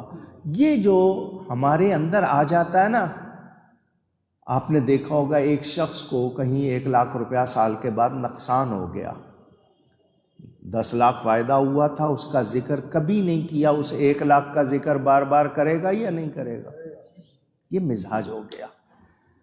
جہاں خوشی کرنی ہے، جائز خوشی کرنی ہے، شریعت اجازت دیتی ہے جائز خوشی کرو، مگر ناجائز نہ کرو۔ ہم کیا کرتے ہیں؟ بے قابو ہو جاتے ہیں، کس طرح ہوتے ہیں. آپ نے دیکھا ہوگا بعض لوگوں کے ہاں شادیاں ہوتی ہیں، اربوں روپے خرچ کرتے ہیں. ابھی تازہ ایک شادی ہوئی ہے، کتنا ڈنڈورا پٹا اس کا، سنا ہوگا آپ نے. تو اب فضول خرچی اور اس طرح اترانا اللہ کو پسند. اگر آپ لوگوں نے ٹیلی فون بجانے ہیں، میں تقریر بند کر دیتا ہوں. آپ لوگوں کو 1000 مرتبہ کہا ہے مسجد میں آنے سے پہلے اپنے فون سائلنٹ کیا کریں، مگر آپ کو مسجدوں میں آ کے بجانے کا شوق ہے. آپ اپنے اوپر کتنے گناہ لیتے ہیں آپ کو اس کا اندازہ نہیں. کسی کو ایک مرتبہ پتہ چل جائے کہ یہاں موسیقی بجانے کا گناہ کتنا ہے، آپ اپنا فون توڑ دیں گے. اب دیکھیں بجا رہے ہیں، بند کرنے کی بھی آواز رکھی ہوئی ہے، پہلے اس کو سائلنٹ کرو. نہیں، اللہ سے ڈرو. میں آپ لوگوں کی بہتری کے لیے آپ کو کہتا ہوں. اور آپ لوگ سمجھتے ہو شاید میں کو آپ سے غصے میں کہہ رہا ہوں، میں آپ کو بچانے کے لیے کہہ رہا ہوں. میں نے آپ کو بتایا تھا مسجد میں وہ گھڑی لگانے کی اجازت نہیں جس کے گھنٹے کی آواز ہو. مسجد میں غیر ضروری بات کرنا، کون سی بات؟ 40 سال کی عبادت ضائع کر دیتی ہے. ایک روایت میں 100 سال کا ذکر ہے. اور آپ یہ جو گھنٹی بجا رہے ہو اپنی محنتیں برباد کر رہے ہو. خدا کے لیے احتیاط کیا کرو. درود شریف پڑھ لیں مرتبہ. اللہم صلی علی سیدنا محمد.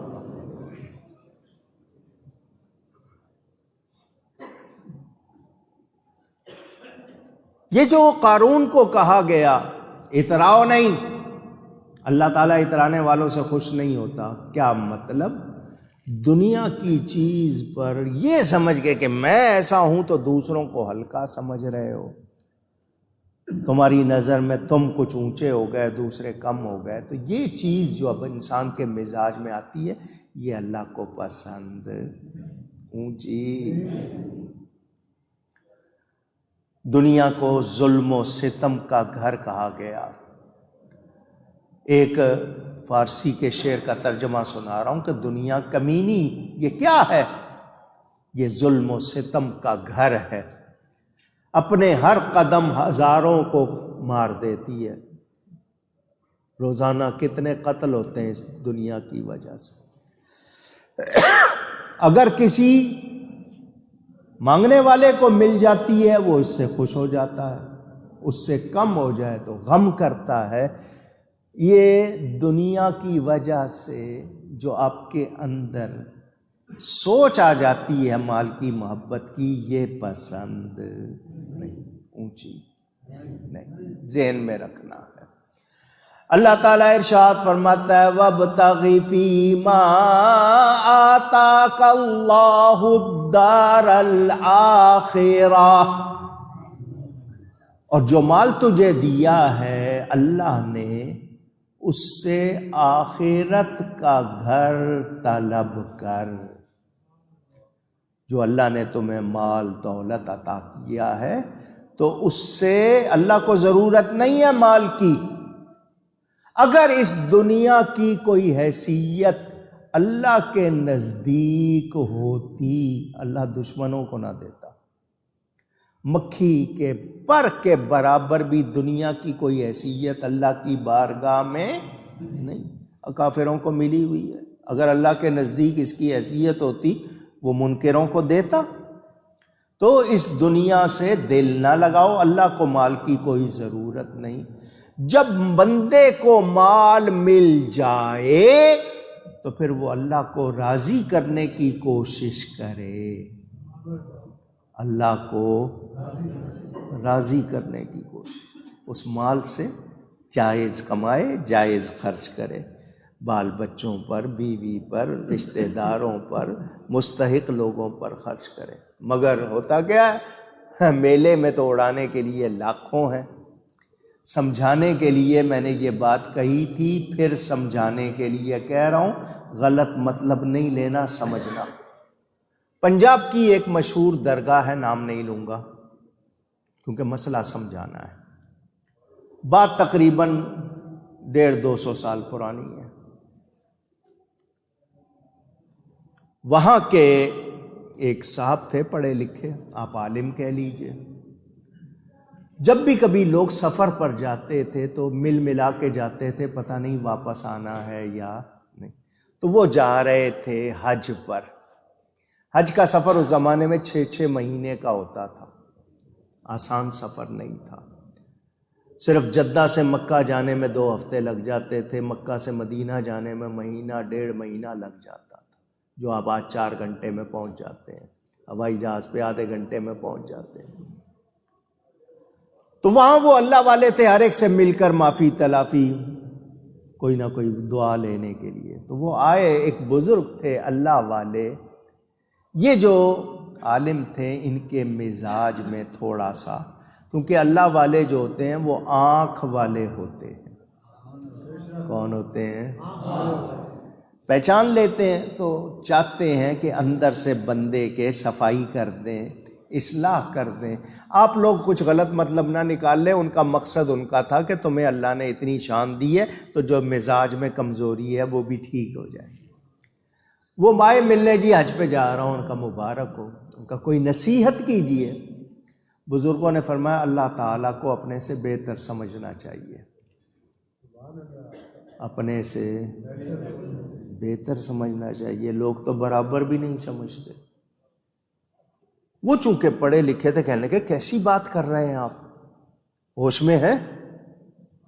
یہ تو عجیب سی بات ہے، اس پہ تو فتویٰ لگ جائے گا۔ ان کا فتویٰ نہ لگاؤ، بات کو سمجھو۔ کیا کہا تھا انہوں نے؟ اللہ تعالیٰ کو اپنے سے بہتر سمجھنا چاہیے، لوگ تو برابر بھی نہیں سمجھتے۔ وہ بڑے کہ یہ بالکل پڑھا ہوا نہیں ہے، اس کو پتہ نہیں ہے، کیسا جملہ کہہ دیا۔ انہوں نے خادم کو بلایا، بھئی یہ حج پہ جا رہے ہیں تو آئے ہمارے ہاں، تو جاؤ ان کو کچھ کھانا کھلاؤ، دیکھو لنگر نہیں، کچھ خاص بھی کھلانا، عالم ہیں، بزرگ ہیں، تو ان کو کچھ خاص کھانا۔ وہ مہمان خانے میں لے گیا، بٹھا دیا، دوسری طرف لنگر لوگ کھا رہے تھے، ان کے لیے وہ پورا ٹرے بنا کے لایا، لنگر کی دال بھی تھی لیکن ان کے لیے کوئی دوسرا کھانا بھی 2-3 ڈشیں لے کر اس نے لایا، ان کے سامنے لا کے رکھا۔ تو یہ دیکھا تو خوش ہوئے کہ چلو جی میری قدر کی ہے، بڑے اچھے کھانے دیے ہیں۔ اسی وقت ایک شخص آیا دروازے پہ اسی کمرے کے، کہنے لگا اللہ کے نام پر کھلا دو، میں بھوکا ہوں۔ کس کے نام پر؟ اونچی۔ ان کو اچھا نہیں لگا کہ میرے کھانے کے ٹائم یہ کیوں آ گیا مانگنے، وہاں لنگر کھلایا جا رہا ہے، وہاں جا کے کھا لو۔ اس نے کہا جو آپ کے پاس کھانا ہے یہ ایک آدمی کا نہیں، زیادہ کا ہے، ان کو اور زیادہ کے ہیں۔ آگے سے میرے ساتھ بحث کرنے لگا، دلیلیں دے رہا، کہا جی اللہ کے نام پر کچھ کھلا دو۔ انہوں نے جناب لقمے لیے، کھانا شروع کر دیا، وہ بیٹھا ہوا، اب ان کو لگ رہا ہے کہ یہ جا نہیں رہا۔ تو وہ جو لنگر کی دال تھی نا، جو اس کا کٹورا، وہ اس کی طرف جیسے پھینکنے کے انداز میں، ایک تو ہوتا نا اٹھ کے دینا قریب لے جا کے، اس طرح کر دیا، لے کھا لے۔ اس نے لیا، بسم اللہ، لقمے لیے، کھایا، اللہ کا شکر کیا، چلا گیا۔ یہ کھانے کے بعد کچھ دیر آرام کرنے لگ گئے، اٹھے، نماز کا ٹائم ہوا، نماز پڑھی، جانے لگے۔ پھر آئے بزرگوں کے پاس، حضرت جی جا رہا ہوں سفر پہ، دعا کیجیے گا، کوئی غلطی ہو گئی ہو تو معاف کیجیے گا، کوئی نصیحت؟ فرمایا اللہ تعالیٰ کو اپنے سے بہتر سمجھنا چاہیے، لوگ تو برابر بھی نہیں سمجھتے۔ کہنے لگا آپ نے پہلے بھی یہ کہا تھا، میں نے آپ سے کہا تھا کہ یہ جملہ درست نہیں ہے، مگر آپ کو شاید پتہ نہیں ہے، اس پہ تو فتویٰ لگ جائے گا۔ ان کا مولانا صاحب فتویٰ نہ لگاؤ، یہ بتاؤ خاطر تواضع ٹھیک ہوئی؟ جی بہت اچھی۔ فرمایا جب کھانا آیا تھا کوئی مانگنے والا آیا تھا؟ جب کھانا آیا تھا کوئی مانگنے والا آیا تھا؟ جی آیا تھا۔ کس کے نام پر مانگا تھا؟ جی اللہ کے نام پر۔ فرمایا اپنے سے بہتر سمجھتے تو پورا ٹرے اٹھا کے اس کو دے دیتے۔ اللہ کو اپنے سے بہتر سمجھتے، پورا ٹرے اٹھا کر اس کو دے دیتے۔ برابر سمجھتے تو ساتھ بٹھا کے کھلا لیتے۔ تم نے نہ بہتر سمجھا نہ برابر، فتوے کس بات کے لگاتے ہو؟ یہ ان کی اصلاح کرنی تھی، مقصد ایسا نہیں۔ بولو ہمارا کیا حال ہے؟ اچھا اب میں آپ سے جو پوچھتا ہوں نا، ذرا مسجد میں بیٹھے ہو، ہوش سے جواب دینا۔ جب بھی کوئی مانگتا ہے کیا کہتا ہے؟ اللہ کے واسطے۔ کیا کہتا ہے؟ فار گاڈ سیک، اللہ کے لیے۔ آپ کو اس کا مانگنا اچھا لگتا ہے؟ سچ بولیں۔ نہیں لگتا۔ لیکن آپ کو احساس ہے مہنگائی بہت ہے، حالات بہت عجیب ہیں، اب جیب سے سب سے چھوٹا سکہ یا چھوٹا نوٹ نکالتے ہیں اور دیتے۔ مثال کے طور پر آج کل 1 روپے کا سکہ سب سے چھوٹا ہے، کم ہی ہوگا کسی کی جیب میں 2 روپے کا، 5 روپے کا۔ آپ نے 1 روپے کا سکہ دیا، اس نے دیکھا 1 روپے کا تو کچھ بھی نہیں آتا، اس نے پھر کہہ دیا اللہ کے نام۔ آپ کو اچھا تو نہیں لگا، مگر آپ نے چلو 1 روپیہ اور دے دیا۔ وہ تیسری مرتبہ مانگے تو آپ چپ نہیں رہتے، اب منہ سے ضرور کچھ نہ کچھ کہہ دیتے ہیں، بھئی دے دیا نا جو دینا تھا، اب جاؤ ہمت کرو، کوئی کام کرو، کوئی کما لیا کرو۔ مانگنا اچھی بات نہیں، کچھ نہ کچھ آپ ایسے جملے کہہ دیتے ہیں یا نہیں؟ اونچی کہہ دیتے، مگر تیسری مرتبہ آپ کو دینا پسند نہیں، دے دیا جو دینا تھا۔ ٹھیک ہے؟ آپ کا بیٹا، چھوٹا سا بیٹا ہو، پوتا ہو، آ کے لپٹ جائے، بابا آئس کریم کھانی ہے، کتنے کی آتی ہے؟ چلو مجھے قیمت نہ بتاؤ، جیب سے نوٹ نکال کے دیتے ہو یا نہیں؟ پوچھ رہا ہوں۔ دیا، بچے نے آئس کریم لی، جا کے کھاتے کھاتے اس سے گر گئی، وہ روتا ہوا پھر آیا، آئس کریم گر گئی۔ اب یہ نہیں کہتے دھیان سے کرنی تھی، اب دوسرا نوٹ دیتے ہو یا نہیں؟ اونچی۔ اب مجھے ایمان سے بتاؤ، اللہ پیارا ہے یا پوتا پیارا ہے؟ اگر اللہ پیارا ہے تو وہاں تو آپ کو 1 روپیہ دینا اچھا نہیں لگا تھا، پوتا پیارا ہے 100 روپے دے رہے ہو۔ سمجھو بات کو، میں یہ نہیں کہہ رہا کہ آپ اس کو 100 دے دیں، پوتے کو نہ دیں، آپ 54 دیں اللہ کی راہ میں، مگر خوش دلی سے دیں۔ دل تنگ ہو نہیں ہونا چاہیے، شکر کریں کہ مجھے اللہ نے دینے والا بنایا، مانگنے والا نہیں بنایا۔ پوتے کو ہم دے رہے ہیں، بار بار دے رہے ہیں، لیکن اللہ کی راہ میں دیتے وقت دل تنگ ہوتا ہے یا نہیں؟ مل اونر کے پاس چلے جاؤ، تاجر کے پاس چلے جاؤ، جی وہ جی ہم میوزک پروگرام کر رہے ہیں، ہاں جی فلانے گلوکار کو بلانا ہے، کہا ٹھیک ہے، یہ لو جی 10,000 روپے لو، میری سیٹ ذرا آگے رکھنا۔ ٹھیک ہے، مسجد والا چلا گیا، یار ایک تو تم لوگ بہت مانگنے والے آ جاتے ہو، دے دو بھئی اس کو بھی 100 روپیہ۔ فرق ہے یا نہیں ہے؟ اونچی۔ اللہ کی راہ میں تھوڑا دو، مگر خوش ہو کر دو، دل سے خوش ہو کے کہ شکر ہے میرا یہ پیسہ نیکی میں جا رہا ہے، مگر ہمارا یہ حال نہیں۔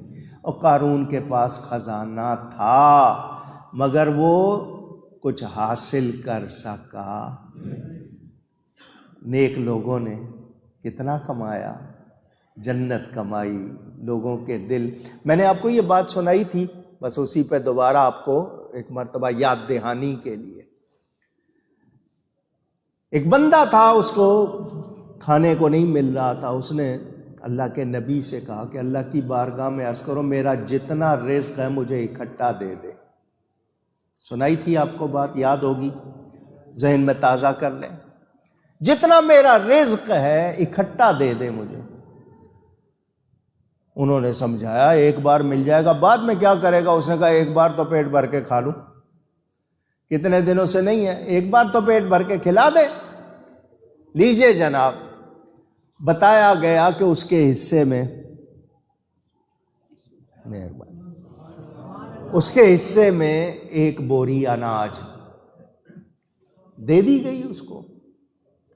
اس نے جناب فوراً دیگیں چڑھائیں، دیگیں چڑھا کر اس نے سارے گاؤں کو بلا لیا،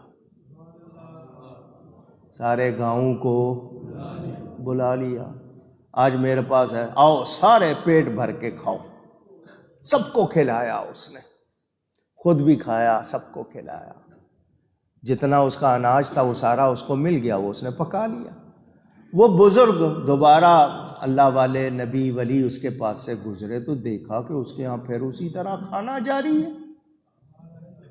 اللہ کی بارگاہ میں عرض کی، یا اللہ تو نے بتایا تھا اس کا اتنا رزق ہے، وہ اس کو دے دیا تھا، اور یہاں تو اس کا سلسلہ آگے ہی پڑ رہا ہے، اور زیادہ ہو گیا ہے۔ فرمایا ہاں، جب اس کو اس کا اکٹھا ملا، اس نے جمع کرنے کی بجائے سب کو کھلایا، اس نے سب کو کھلایا، سب کو دیا، اور کسی سے ہاتھ نہیں روکا۔ جب اس نے ہماری مخلوق کا خیال کیا، ہم نے بھی اس کا رزق کھول دیا ہے، اب ہماری طرف سے بھی اس کے لیے کمی نہیں ہے۔ حضرت ابراہیم علیہ السلام دسترخوان پر انتظار کرتے تھے، کوئی آئے تو ساتھ بٹھا کے کھاؤں، اور ہم کہتے ہیں نہیں جی کوئی جائے تو ہم کھائیں۔ تو اللہ کا رزق ملے تو کیا کرنا چاہیے؟ اونچی اونچی آخرت کا گھر بناؤ، آخرت کا جو اللہ نے دیا اس سے کیا بنائیں؟ حضرت کاشفی کہتے ہیں مال دنیا سے اپنے حصے کو مت بھلاؤ، یعنی دنیا سے رخصتی کے وقت تیرے لیے کیا رہ جائے گا؟ آگے آیت آ رہی ہے، وَلَا تَنْسَ نَصِيبَكَ مِنَ الدُّنْيَا، اور دنیا میں اپنا حصہ نہ بھول۔ کیا مطلب؟ تیرے حصے میں صرف کفن ہے۔ کیا ہے؟ کیا ہے؟ وہ بھی پتہ نہیں ملنا ہے یا سوچیں، غور کریں۔ کمائی جائز ہو، اس کا خرچ بھی کیا ہو؟ جائز۔ کمائی بھی صحیح ہو اور خرچ بھی۔ اللہ کی بارگاہ میں عرض کرو، اور یا اللہ مفلسی سے بچا، محتاجی سے بچا، تنگ دستی سے بچا، رزق دے برکت والا، تو ملے تو بانٹو، اس سے آخرت کا گھر تیار کرو۔ دنیا سے آخرت خریدی جا سکتی ہے، اور تم خرید لو، ورنہ حسرت کرو گے۔ کیا کرو گے؟ اونچی کہیے۔ یعنی ایسی جگہ خرچ کرو جہاں خرچ کرنا جائز ہے اور نجات کا سبب۔ کہیں دکھا کے دینا پڑتا ہے، منع نہیں ہے، مگر اترانا نہیں ہے، دوسروں کی ترغیب کے لیے، جہاں دوسرے ہاتھ کو نہ پتہ چلے وہ اس جیسی بات۔ آپ کی کوئی نیکی تو ایسی ہونی چاہیے جس کا صرف اللہ ہی گواہ ہو۔ کوئی اور ہے کوئی نیکی؟ سوچا کرو، کوئی ایسی نیکی ہو جس کا صرف اللہ ہی گواہ ہو، یعنی آپ نے کسی کو دکھا کر نہ کی ہو۔ لیکن ہم جب تک دکھا نہ لیں بات نہیں بنتی۔ اللہ ہم سب کو کشادگی والا، برکت والا رزق عطا فرمائے، اور کھلا دل بھی عطا فرمائے۔ وَلَا تَنْسَ نَصِيبَكَ مِنَ الدُّنْيَا وَأَحْسِنْ كَمَا أَحْسَنَ اللَّهُ إِلَيْكَ، اور دنیا میں اپنا حصہ نہ بھول، اور احسان کر جیسے اللہ نے تجھ پر احسان کیا۔ وَلَا تَبْغِ الْفَسَادَ فِي الْأَرْضِ، اور زمین میں فساد نہ چاہو۔ إِنَّ اللَّهَ لَا يُحِبُّ الْمُفْسِدِينَ، بے شک اللہ تعالیٰ فسادیوں کو دوست نہیں رکھتا۔ خلاصہ آج کی گفتگو کا مجھے یہ بتائیں، ہمارے پاس اپنا کیا ہے؟ ہمارا پوچھ رہا ہوں، کچھ ہے؟ سب کچھ رب کا دیا ہوا، تو اسی کے دیے ہوئے میں سے اگر خرچ کرتے ہیں تو شکر کرنا چاہیے یا غم؟ یا اللہ تیرا شکر، تیرے دیے ہوئے میں سے خرچ کر رہے، ہمارا پلے سے کچھ جا رہا ہے؟ اور جو بندہ اللہ کی راہ میں خرچ کرتے ہوئے یہ غم کرتا ہے کم ہو گیا، وہ اللہ کی راہ میں خرچ نہیں کر رہا، کیونکہ اللہ کا وعدہ ہے تم ایک دو گے تمہیں 700 مرتبہ ملے گا، جتنا اللہ زیادہ چاہے، دیا ہوا ضائع نہیں، اللہ کے بینک میں جمع ہو رہا ہے۔ کتنا ملے گا قیامت کے دن دیکھ کے حیران رہ جاؤ گے۔ اللہ تعالی کھلا دل عطا فرمائے۔ کنجوسی، بخالت یہ اچھی، خاص طور پہ جو اپنی اولاد پہ نہیں خرچ کرتے، بیوی پہ نہیں خرچ کرتے، بہن بھائیوں پہ نہیں خرچ کرتے، پیسے سے اتنی محبت کے پیسے کی وجہ سے رشتوں میں، لہجوں میں، رویوں میں فرق آ جائے، یہ اچھی بات۔ حضرت ظاہر صحابی ہیں، شکل کے ذرا کم شکل جس کو آپ کہہ لیں، رنگ سانولا، نین نقش بہت خوبصورت نہیں، دیہاتی تھے، جب آتے نا سبزیاں لے آتے حضور کے لیے، حضور فرماتے یہ ہمارا دیہاتی ہے، ہم اس کے شہری ہیں۔ ٹھیلا لگا کے مدینے میں بیٹھ گئے گلی میں سبزیاں بیچنے کے لیے، حضور صلی اللہ علیہ وسلم پیچھے سے آئے اور آ کر آنکھوں پہ ہاتھ رکھ دیے۔ انداز دیکھیں محبت کا، انہیں ہاتھوں کی خوشبو نرمی سے پتہ چل گیا کون ہے۔ آپ بھی کہتے ہیں نا بوجھو تو کون ہے، آپ کا تو نہیں، ان کو فوراً انہوں نے حضور سے اپنی پشت رگڑنی شروع کر دی کہ میرے نبی آئے، مجھے انہوں نے لگایا تو میں ان کے برکت حاصل کر لوں۔ حضور مسکرائے، فرمایا کوئی ہے ظاہر کو خریدنے والا؟ تو انہوں نے کہا میری تو کوئی قیمت ہی نہیں لگے گی، نہ شکل ہے، نہ کوئی محل ہے، نہ کوئی اور چیز ہے۔ فرمایا اللہ کے ہاں تیری بہت قیمت ہے، تو نبی سے پیار کرتا ہے، تیری وہاں پر بہت ادب کرنے والے، محبت کرنے والے پا لیتے ہیں۔ گفتگو میں کوئی غلطی ہوئی ہو اللہ تعالیٰ کی بارگاہ میں، اس کے رسول صلی اللہ علیہ وسلم کی بارگاہ میں توبہ کرتا ہوں۔ وآخر دعوانا ان الحمد للہ رب العالمین۔ یہ بیان جاری ہے انشاءاللہ باقی آئندہ۔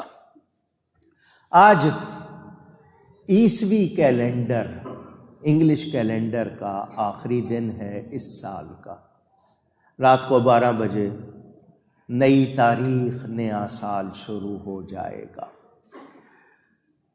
جو قومیں اس سال کا نیو ایئر نائٹ مناتی ہیں، نئے سال کی رات استقبال کرتی ہیں، ان کے طور طریقے ہمارے نہیں، ہمارا کوئی سلسلہ اس جیسا نہیں۔ ہمیں اول تو ہمارا جو سال شروع ہوتا ہے ہم یکم محرم سے مناتے ہیں، لیکن یہ بھی کیلنڈر ہم مانتے ہیں، اس کا انکار نہیں ہے، حضرت عیسیٰ علیہ السلام کے حوالے سے اس کی نسبت ہے، یہ بھی مانتے ہیں۔ اس کا استقبال بھی ہم نے اپنے طریقے سے کرنا ہے، ان کے طریقے سے نہیں کرنا۔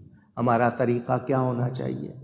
ہم وضو کر کے نماز شروع کرتے ہیں، ہم قرآن کی تلاوت کر لیں، ہم درود شریف پڑھ لیں، ہم درود و سلام پڑھ لیں، ہم کوئی نیکی کا کام کر لیں، اذان کہہ لیں۔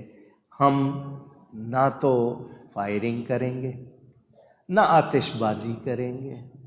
یہ جو ہمارے نوجوان ایک ویل پر موٹر سائیکل چلاتے ہیں، میں ان کو واسطہ دیتا ہوں اللہ کا، ایسا نہ کیا کرو۔ تمہیں چوٹ لگتی ہے، تمہارا پورا گھر تڑپتا ہے، تم ساری عمر کے لیے معذور ہو جاتے ہو، گھر والوں کے لاکھوں روپے لگ جاتے ہیں۔ تم اس طرح کی حرکتیں نہ کرو خدا کے لیے، تمہاری جوانی تمہارے کام آئے گی، لیکن یہ حرکتیں جو ون ویلنگ کرتے ہیں بالکل نہ کریں، ون ویلنگ وغیرہ بہت بری بات ہے۔ اسی طرح باہر کے ملکوں میں پینا پلانا ہوتا ہے، ہوٹلوں میں، گھروں میں محفلیں ہوں گی، وہاں پر شراب شباب یہ سب کچھ ہوگا، تو بتائیں گناہ سے شروع کریں گے تو کوئی خیر ہوگی؟ اونچی دعا سے کرو، نیکی سے کرو، بھلائی سے کرو، تاکہ تمہارے لیے بہتری ہو۔ ہمارے ہاں یہ رواج ہے کہ یہاں پر 11:59 پر مؤذن صاحب درود شریف پڑھیں گے، پورے 12 بجے اذان شروع کر دیں گے۔ یہ رات کو یہاں پر 12 بجے اذان ہوگی۔ ہم اذان سے، اللہ کے کلام سے، کیونکہ جہاں تک اذان کی آواز جاتی ہے شیطان بھاگتا ہے، بلائیں دور ہوتی ہیں۔ تو اذان سے سال کا افتتاح ہوگا۔ اللہ تعالیٰ آنے والا سال خیر و برکت والا لائے اور ہمیں مدینہ منورہ کی جلد حاضری نصیب ہو، کعبۃ اللہ لوگوں کو جانے کی سہولت آسان ہو، وہ جو بھی یہ اور بلائیں وبائیں، خاص طور پر یہ کورونا، اومیکرون اور ویریئنٹ، اور اب 5ویں لہر کی بات کر رہی ہے پاکستانی گورنمنٹ کہ جی 5ویں لہر آئے گی۔ اللہ تعالیٰ نہ کرے پنجتن پاک کا صدقہ یہ ساری لہریں ختم ہو جائیں، اللہ ہمیں بچائے۔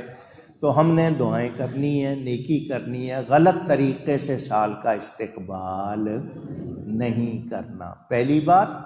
دوسری بات یہ کہ اگر آپ رات میں سو رہے ہیں، 12 بجے جاگ نہیں رہے ہیں، تو صبح فجر سے ابتدا کریں، یعنی صبح پہلی نماز تو پڑھیں، شکر کے طور پر، وہ تو فرض ہے پڑھنی ہے تو اٹھیں پڑھیں، لیکن ایسا نہ ہو کہ جناب معاملہ ہی گول ہو سارا۔ تو ہم نیکی کریں گے تو نیکی ملے، کیونکہ زر میں کشت، دولت کو کھینچتی ہے، آپ نیکی کریں گے تو نیکی کو کھینچے گی۔ اللہ تعالیٰ نیکی کی توفیق عطا فرمائے۔ دوسری بات، خبر جو آتی ہے وہ پھر پھیل جاتی ہے۔ کروڑوں روپے کا کرسمس ٹری بنایا گیا وہاں جہاں میلاد منانے پہ پابندی ہے، کروڑوں روپے کا ایک خاص درخت بنایا جاتا ہے کرسمس کے موقع پر، وہاں کروڑوں روپے کا وہ درخت بنایا، نبی کی نشانی وہاں رہنے نہیں دیتے، اور اس طرح کی حرکت۔ کیا ہو گیا مسلمانوں کو؟ یہ مسلمان کہلانے والے کیا کر رہے ہیں؟ اللہ ہم سب کو سچی توبہ کی توفیق عطا فرمائے۔ مسلمان حکمران سارے خاموش، ان سب کو غیروں کے طریقے بہت پسند آ رہے ہیں، یہ غیروں کو خوش کرنا چاہتے ہیں۔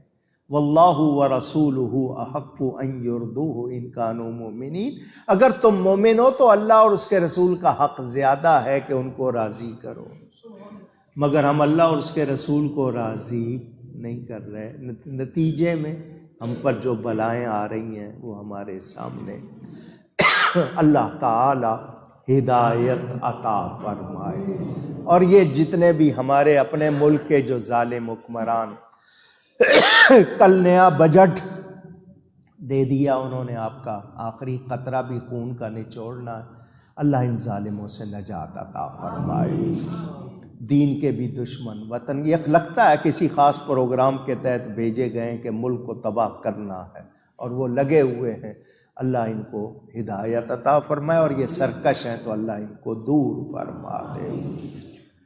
نقیب الاشراف حضرت پیر سیدنا طاہر علاء الدین گیلانی رحمۃ اللہ علیہ، حضور غوث پاک کی اولاد میں تھے، پاکستان آئے یہیں رہ گئے، ان کی شہزادی جوان 40-42 سال کی عمر انتقال کر گئی، اللہ تعالیٰ ان کی مغفرت فرمائے۔ ہمارے مسجد کے پڑوسی محمد امین بیگ صاحب، وہ فجر کا بھی ناغہ نہیں کرتے تھے، گرمی سردی فجر بھی آ کے پڑھنی ہے، مجھے باقاعدہ بتاتے تھے کیا چیز کم ہو گئی ہے، کیا زیادہ ہو گئی ہے، کیا مسئلہ ہے، کون نہیں آ رہا، خیال رکھتے تھے، سامنے لال بلڈنگ میں رہتے تھے۔ تو وہ اگلے دن جمعے کو یہاں تھے، سلام بھی پڑھا، اگلے دن صبح فجر پڑھ کے گھر گئے تو وفات ہو گئی، اللہ ان کی مغفرت فرمائے۔ اس کے علاوہ بھی جتنے لوگ، پوری لسٹ آتی ہے، اللہ تعالیٰ تمام اہل ایمان کی مغفرت فرمائے۔ میرے دوستوں اور بزرگوں، مہینہ یہ دسمبر کا، اور ادھر چاند کا بھی تقریباً پورا ہونے والا، اور اب مہینہ شروع ہوگا جمادی الاخری، اگلا جو جمعہ آئے گا نا وہ اگلے سال آئے گا اور اگلے مہینے آئے گا، چاند کا مہینہ اگلا ہوگا اور سال بھی عیسوی اگلا ہوگا، اور وہ مہینہ ہے سیدنا صدیق اکبر رضی اللہ تعالی عنہ کا، تو محبت والے وہ منائیں گے، اللہ تعالیٰ سب کو توفیق۔